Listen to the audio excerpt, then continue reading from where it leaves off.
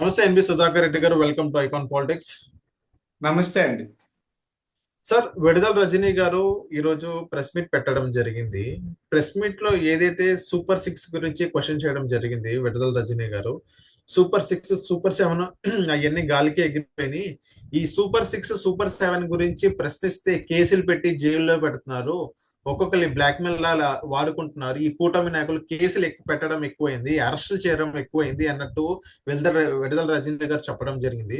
దానిపైన మీరు ఏమంటారు సార్? నిజంగా కేసులు పెట్టి అరెస్ట్ చేస్తున్నారా కూటమి నాయకులు గాని?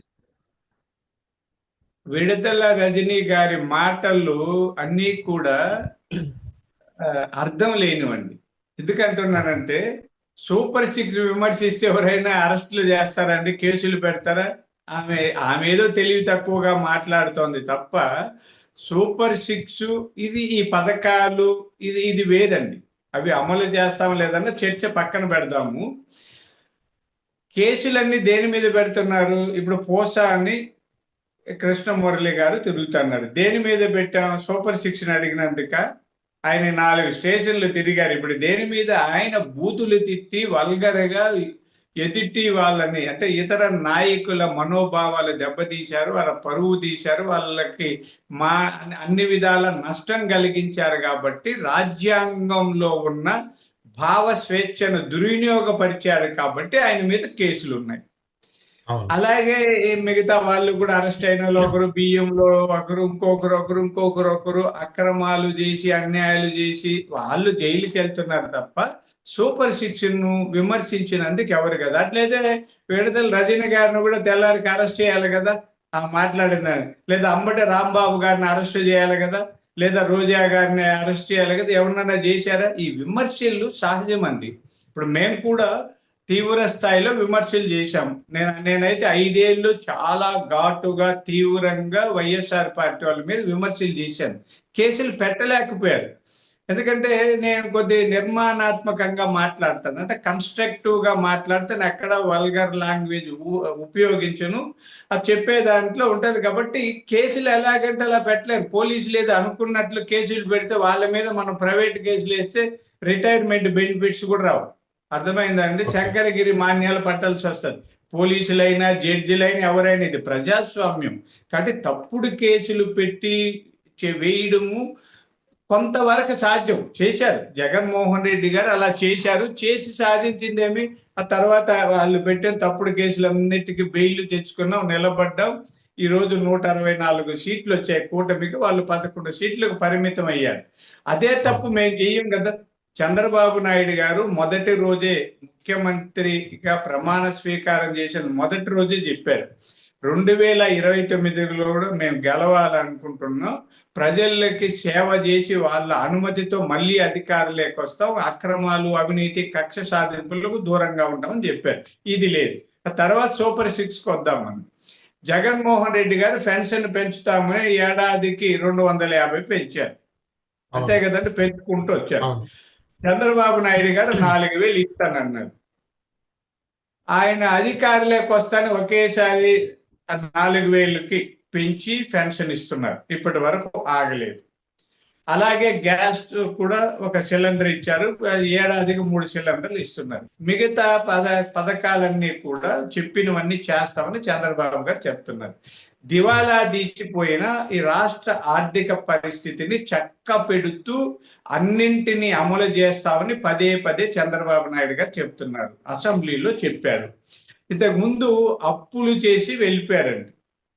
దాదాపుగా 58 ఏళ్లలో ఇంతకు ముందున్న ముఖ్యమంత్రులందరూ కలిపి చేసిన అప్పు కంటే రెట్టింపు అప్పు 5 ఏళ్లలో చేశారు జగన్మోహన్ రెడ్డి గారు.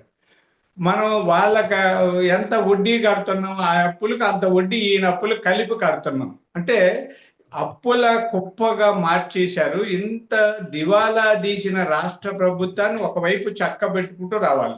పాత జగన్మోహన్ రెడ్డి కాలంలో ఉద్యోగులకి జీతం ఎప్పుడు 1వ తేదీ, 2వ తేదీ, 5వ తేదీకి వస్తే అదృష్టం లేదు, 10, 15, 20, 25, ఒక్కొక్కసారి ఆఖరిలో ఈ నెలది మరుస నెలలో ఇలా కూడా ఇచ్చారు.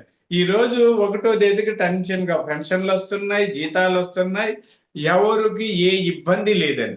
ఇంత చక్కటి పరిపాలన అందిస్తూ మిగతా సూపర్ సిక్స్ లో ఇచ్చిన హామీలన్నీ అమలు చేస్తామని చంద్రబాబు గారు చెప్తున్నారు.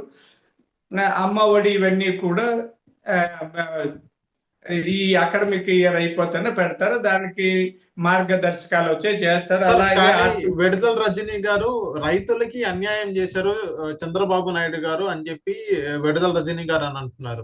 ఏదైతే రైతు భరోసా జగన్మోహన్ రెడ్డి గారు ఇస్తున్నారు, కానీ చంద్రబాబు నాయుడు గారు వచ్చిన తర్వాత ఇప్పటిదాకా అసలు ఇవ్వని పరిస్థితి, రైతులు పొట్టగొట్టారని విడుదల రజనీ గారు చెప్పడం జరుగుతుంది. దానిపైన మీరేమంటారు సార్? కాదండి, ఇప్పుడు రైతు సంక్షేమ కార్యక్రమాలు చేస్తున్నాం. మీకు ఉదాహరణ చెప్తాం. వలన మిరప ఏదో ఉంది, ఆ రేట్లు ఏవన్నిటి కూడా వాటి కొంత రేట్లు ధరలు పెంచి ఇచ్చేదానికి కేంద్రంతో ప్రయత్నం చేసాం. అలాగే రైతుల సంక్షేమం కోసం చేస్తున్నాం. చిన్న ప్రతి ఊర్లో పని చేస్తున్నాం. పంచాయతీల్లో రోడ్లు వేస్తున్నాం. ఇంతకు ముందు రోడ్డు అంత గుంతలమయమైన రోడ్లు ఉంటే గ్రామ పంచాయతీలన్నీ గ్రామాలను పరిపుష్టం చేశాం. మామూలు రోడ్లలో మట్టి వేస్తున్నాం. ఇవన్నీ చేస్తూ రైతులు కూడా చేయూతనిస్తాం చెప్పారు చంద్రబాబు నాయుడు గారు. వాళ్ళకు కూడా త్వరలో చేస్తాం, అన్ని చేస్తాం. అంటే అనుకున్న క్షణమే, అంటే చెప్తుంటారు అక్షరాభ్యాసం రోజే ఆవకాయ ఎందుకు తినలేదన్నట్టు ఉంది. అక్షరాభ్యాసం అవ్వాలి, ఆ తర్వాత చదువుకోవాలి. ఇప్పుడే బిడ్డ పుట్టాడు, ఏదో మనం పలక బలపం అంటే ఇప్పుడు వేరనుకోరు. మా రోజుల్లో అదేదో రాయిస్తా అంటే ఆవకాయ పెట్టాలనుకుంటే కుదరదు. ఇవన్నీ ఏదో వాళ్ళ నోటికి వచ్చినట్టు మాట్లాడు. విడుదల రజనీ గారు ఇక్కడ నుంచి వెళ్ళారు, అక్కడికి వెళ్ళారు, ఏదయ్యారు పాపం. ఆమె ఏదో మాటలు అంటే మీడియాలో కనిపించాల కాబట్టి అడ్డదిడ్డ మాట రోజు ఇదే అండి వాళ్ళకి. వేరే నాకు నవ్వు వస్తుంది. ప్రతిరోజు ఎవరన్నా మాట్లాడు సూపర్ సిక్స్ ఏమైంది కాదండి. వేరే అసలు ఈ రాష్ట్రంలో వాళ్ళకి పరిజ్ఞానం లేదా? ఈ రాష్ట్రంలో ఎన్ని సమస్యలు ఉన్నాయో తెలీదా? అంటే ఏ ఎమ్మెల్యే ఆ ఊర్లో ఏమి సమస్యలు ఉన్నాయి, ఆ ఊర్లో ఏం చెయ్యాలి, కాలేజీలు ఎన్ని ఉన్నాయి, రోడ్లు ఎలా ఉన్నాయి, ప్రాజెక్టులు ఎక్కడ ఉన్నాయి, ఎక్కడ అన్యాయాలు జరుగుతుంది, ఎక్కడ సమస్యలు ఉన్నాయి, ఇవేమీ లేకుండా ఒకటి నేర్చుకున్నారు. Super six super six super six. ఎందుకంటే మిగతా జ్ఞానం లేదు. అమ్మటి రాంబాబు గారు ఈ రోజు మాట్లాడుంటారు సూపర్ సిక్స్ గురించి ఊ అని. ఆ మరుసటి రోజు విడతల రజని గారు మాట్లాడతారు, ఆ మరుసటి రోజు మా రోజా గారు మాట్లాడతారు. ఇలా ఎవరికి వాళ్ళు అదే మాట్లాడేదని వేరే తెలియదాన్ని. సూపర్ సిక్స్ లోనే ఇంకో మాట అన్నారు విడుదల రజనీ గారు.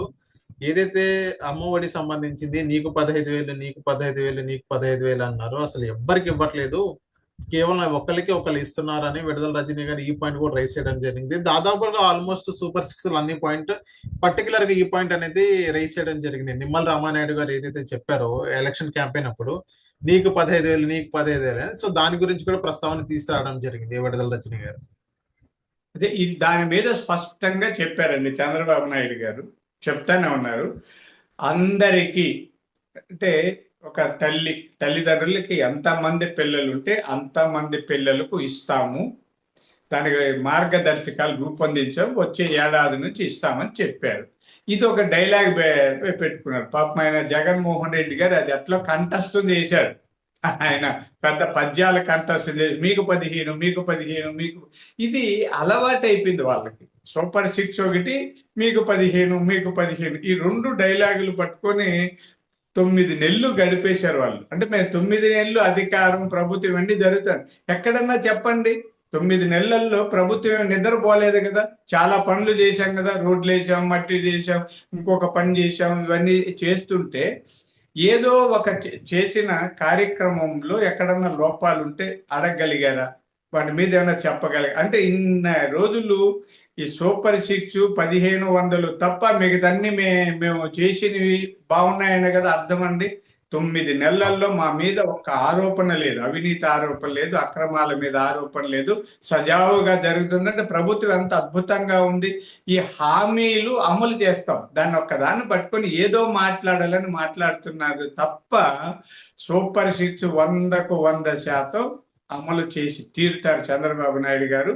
అభివృద్ధి సంక్షేమం 2 కళ్ళు లాంటివి కూటమి ప్రభుత్వానికి. 2 కళ్ళల్లో ఒక కన్నును మూసి ఇంకొక కన్నును తెరిసే పని లేదు. 2 కళ్ళతో చూడాలనుకుంటున్నాం, 2 సాధ్యం అవుతుంది. ఓకే సార్, ఇప్పుడు ఏదైతే అమరావతి ఇందులో అటాచ్డ్ ఒక చిన్న పాయింట్ సార్, అమరావతి సంబంధించింది ఏదైతే గజెట్ అనేది ఇప్పటిదాకా మీరు రిలీజ్ చేయలేదు, అసలు అమరావతి రాజధానిగా ఉందా లేదా, మళ్ళీ వైజాగ్ వెళ్ళిపోతారా జగన్మోహన్ రెడ్డి గారు చెప్పినట్టు అని అంటున్నారు. అంటే కొంచెం క్యాపిటల్ ఇష్యూ అమరావతి వచ్చింది కదా అక్కడే అందుకని. ఉందండి. ఇప్పుడు గజెట్ ఎందుకు, అమరావతి కేంద్రం నుంచి రాజధాని గజెట్ ఎందుకు కాదు. తీసుకురాలేదు అని అంటున్నారు. కేంద్రం నుంచి గజెట్ ఎందుకు తీసుకురాలేదు అని అంటున్నారు.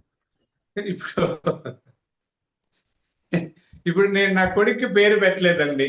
నా కొడుకా కాదా? ఇంకా పేరు పెట్టలేదు. నా కొడుకే అండి. అర్థమైంది. అదే పిచ్చి మాటలు ఎందుకు అంటున్నానంటే, అమరావతి రాజధాని అక్కడే అప్పుడు ప్రధానిగా ఉన్న నరేంద్ర మోడీ గారు శంకుస్థాపన చేశారు. ఎన్నో సార్లు పార్లమెంట్లు అడిగితే కూడా ఆంధ్రప్రదేశ్ రాజధాని అమరావతి అని చెప్పారు. మీరు ఇప్పుడు ఎక్కడైనా కూడా చూడండి, గూగుల్లో సెర్చ్ చేయండి, అమరావతి రాజధాని వస్తుంది. అమరావతిలోనే ప్రభుత్వం పరిపాలన సాగుతుంది. ముఖ్యమంత్రి గారి నివాసం ఉంది, సెక్రటరియట్ ఉంది, హైకోర్టు ఉంది, అన్ని జరుగుతుంది. ఇంకా అమరావతి అక్కడ మళ్ళీ ఆ పక్కకు మారుతుందా, విశాఖపట్నం వెళ్తుంది? ఇవన్నీ అవగాహన లేమితో చేసే విమర్శలు, మాటలండి. కొన్ని ఓకే చట్టబద్ధంగా కొన్ని జరగాలండి. అంటే ఇవి చిన్న చిన్న ఇది ఆ ఎంఆర్ఓ ఆఫీసు పోయి 10-1 రంగులు ఇవి తీసుకునేంత సులభం కాదు కదా గెజెట్లు అవి. దానికి కొన్ని మార్గదర్శకాలు అవన్నీ చేసి స్టెప్ బై స్టెప్ పోయి ఇవన్నీ వస్తుంటాయి. అది ఎక్కడో చిన్న లేట్ అయితే ఇప్పుడైనా ఎత్తేసామా, జరుగుతా ఉంది కదా. ఎప్పుడు పోయినా ముఖ్యమంత్రి గారు, మంత్రులు, సెక్రటరీ ఎట్లా దొరుకుతున్నారు కదా. అంటే ఈ అర్థం లేని మాటలకి మనం జవాబులు చెప్పడం, డిస్కస్ చేయడం కూడా వ్యర్థం అనేది నా ఉద్దేశం. వైఎస్ఆర్ పార్టీ వాళ్ళు ముందు రాష్ట్ర పరిస్థితుల పైన అవగాహన పెంచుకోవాలి, అధ్యయనం చేయాలి, నిర్మాణాత్మకంగా మాట్లాడడం నేర్చుకుంటే కొంత నిలబడతారు. లేకపోతే అబాసు పాలవుతారు, అవహేళన పాలు తప్పదండి. Okay sir, thank you sir మా ఐకాన్ పాలిటిక్స్ వచ్చినందుకు.